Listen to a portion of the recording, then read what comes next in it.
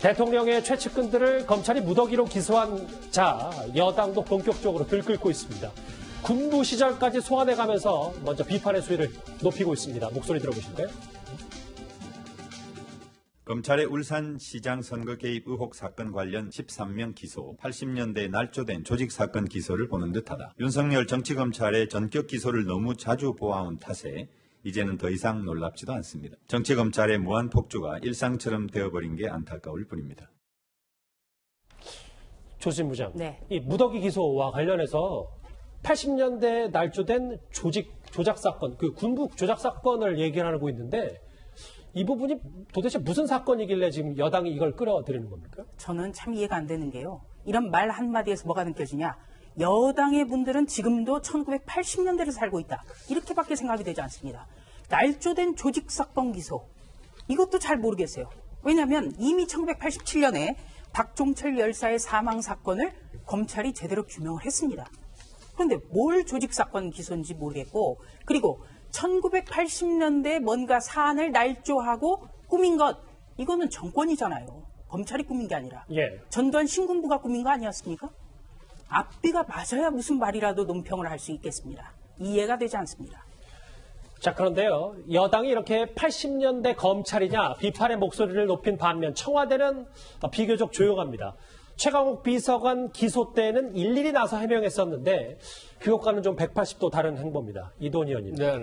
물론 속은 부글부글 끓고 있을 수 있겠지만 별다른 입장을 밝히지 않고 있거든요. 내부에서나 이런 목소리가 나오지. 이 이유 최강욱 비서관 기소 때와 뭐가 좀 달라진 겁니까? 유구무원이라는 말이 있죠. 청와대가 지금 무슨 말을 하겠습니까? 비서실장, 정무수석, 반부패 비서관, 민정비서관 포함해서 주요 청와대 인사들이 이렇게 줄줄이 기소가 됐는데 무슨 말을 하겠습니까? 사실은 이 부분에 대해서 굉장히 여론이 안 좋고 사실 청와대도 그 부분을 알고 있을 겁니다. 그래서 아마 임종석 비서실장이나 이광출 민정비서관이 출석하는 요인도 됐을 것 같고 지금 사실 우한 패런 문제로 굉장히 민심이 굉장히 흔들리고 있는 상황 아니겠습니까? 이런 상황에서 검찰이랑 계속 공방을 하는 게 청와대로서는 할 수 있는 건 아니죠. 선거 앞둔 민주당에서도 굉장히 부담스러워할 가능성이 있습니다. 그리고 계속 검찰이랑 대거리하는 게 결국은 청와대만 궁지로 몰리고 검찰의 몸집만 키워준다. 이런 판단을 했을 수도 있죠. 네, 좋습니다. 네, 짧게 오늘 부탁드립니다. 청와대 부대변인이 국민이 판단할 기회가 있을 것이라면서 검찰 수사를 비판을 했습니다. 네. 저는 청와대에 요청합니다.